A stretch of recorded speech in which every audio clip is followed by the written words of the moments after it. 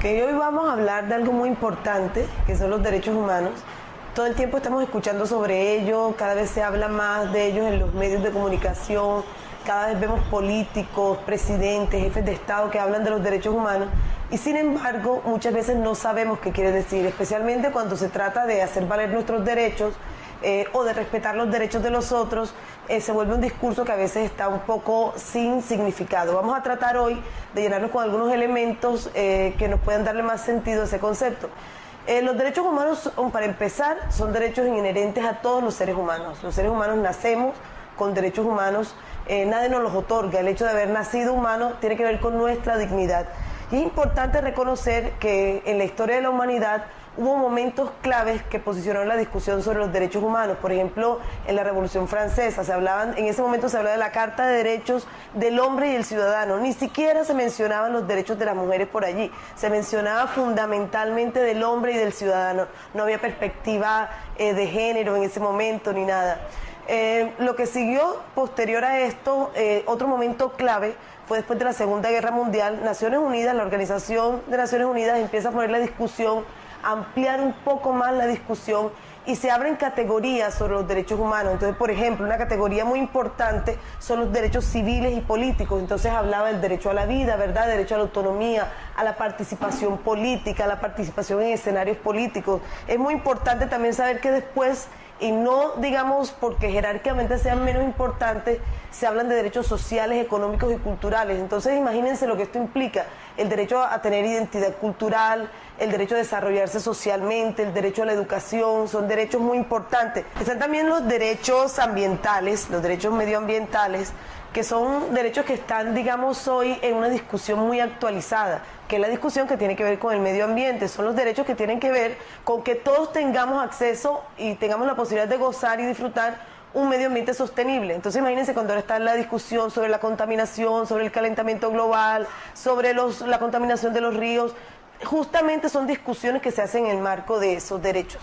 Hay derechos que surgen a partir, por ejemplo, de las nuevas tecnologías, son los derechos tecnológicos, que tienen que ver con todo el acceso al uso de las nuevas tecnologías, a que las tecnologías puedan ser usadas en el sector educativo como herramientas también de aprendizaje. Entonces, todos estos derechos son derechos que no son jerárquicos, a los que todos tenemos acceso y es importante entender que los derechos en general, tienen tres características importantes. Lo primero es que son universales, o sea, son para todos y todas. Y sin importar el país del que la persona sea, sin importar el color de la piel, la edad que se tenga, la ciudad de la que vengas, la religión que tengas, todos tenemos derechos. O sea, es el principio de universalidad. Lo otro es que son integrales, que tú no puedes decir, tienes derecho a la libertad, pero no tienes derecho a gozar el medio ambiente. Tienes derecho a la libertad y no a la vida. O sea, los derechos son como un paquete completo, es lo que habla de integralidad. Y bueno, no son otorgables, que es lo que habíamos dicho hace un rato, uno nace con los derechos humanos. O sea, no pasa que llega algo así como un rey o un dictador o alguien que manda mucho, sabe mucho y dice yo te otorgo los derechos. El hecho, por haber nacido humana, yo vengo con mis derechos humanos.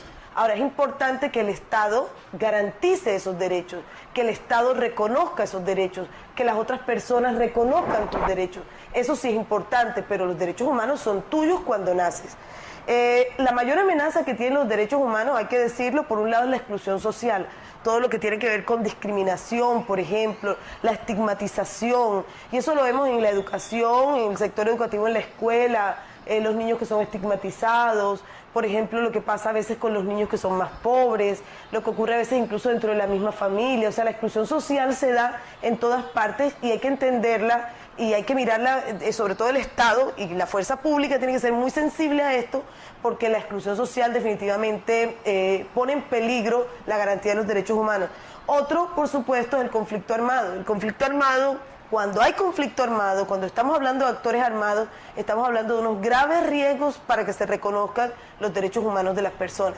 Entonces, por supuesto, creo que en estas dos situaciones, tanto la exclusión social como el conflicto armado, la responsabilidad del Estado, sobre esa responsabilidad hay que ser muy cuidadosos. Y nosotros, las personas que son funcionarios públicos, las personas de la fuerza pública, tenemos que entender la enorme responsabilidad y el papel que tenemos en ser garantes de los derechos humanos en todas esas situaciones.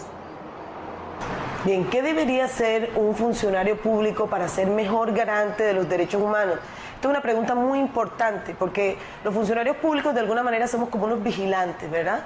De que se garanticen los derechos. ¿Pero de qué manera hacerlo? Lo primero es tenerlo siempre en mente. Un funcionario público tiene que ponerse un lente que sea el lente de los derechos humanos.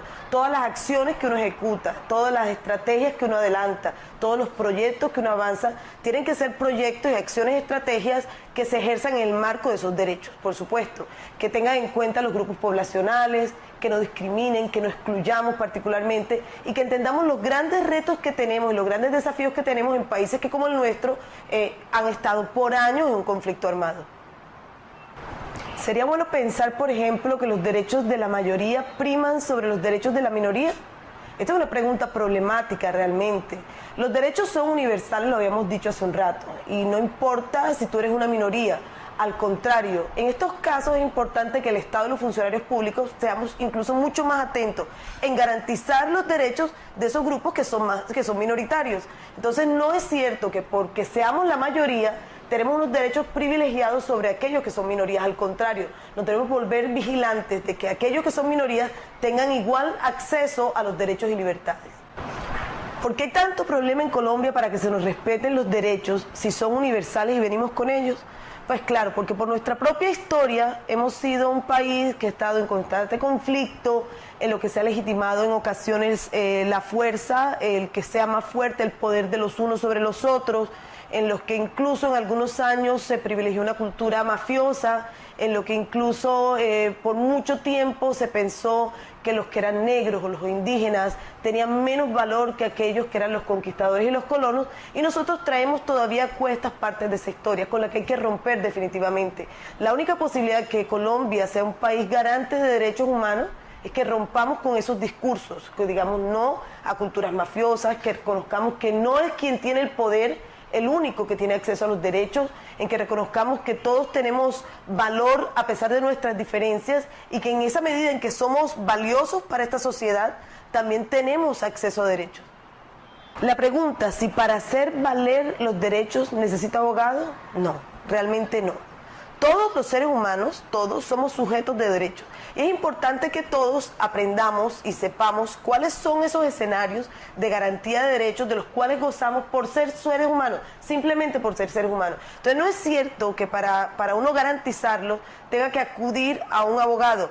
Basta con que uno sepa a quién recurrir, que uno sepa quién tiene la competencia, que uno sepa que hay organismos de control que el mismo Estado provee a los seres humanos y a los sujetos de derechos de él, para que son instrumentos que uno puede utilizar para exigir la garantía de nuestros derechos. Por supuesto, procesos de movilización social, la creación de colectivos, se fortalecen porque son seres humanos que se juntan para luchar juntos por la garantía de derechos. No es necesario que un abogado pelee por mis derechos. Si yo reconozco que tengo derechos, yo reconozco lo importante que es que me los garanticen, yo solita puedo recurrir, digamos, a esas instancias para que sean garantizados. Y de vuelta, los funcionarios públicos no necesitamos que un abogado nos genere una acción de tutela, no necesitamos que un abogado nos lleve a un juicio. Basta con que nosotros reconozcamos que el sujeto que tenemos al frente es un sujeto de derechos, que todos los ciudadanos son sujetos de derechos. Entonces no es necesario que sea mediado por abogados. ¿Por qué en Colombia es tan complicado garantizar los derechos de la minoría LGTB? Porque bueno, Colombia es un país, primero, que tiene una fuerza grandísima del patriarcado, es un país que se ha quedado aferrado a su cultura heteronormativa. Entonces, quizá para la mayoría de los colombianos o para una gran parte de los colombianos, se cree que la única manera de garantizar derechos es a las familias y a las parejas que son heteronormativas, o sea, están configuradas por un hombre y una mujer, y en parte por desconocimiento dejamos de lado a esa parte de la población que es muy importante, que son las personas diversas sexualmente. Cada vez en Colombia, en la medida que va pasando el tiempo, creo que en parte porque el Estado empieza a hacer su tarea bien hecha en los últimos años, y en parte porque la fuerza pública está entendiendo lo importante de su participación en el reconocimiento de derechos, pero por otra parte porque la sociedad civil se ha organizado también en la exigencia de garantías, digamos, de reconocimiento de sus derechos. Cada vez el país, pues, por supuesto, va cambiando más. Y de tal manera que cada vez son más reconocidos estos derechos como debe ser, pero todavía el camino sigue siendo muy largo. sigue siendo un camino que tiene muchos desafíos, que representan muchos desafíos para los funcionarios públicos.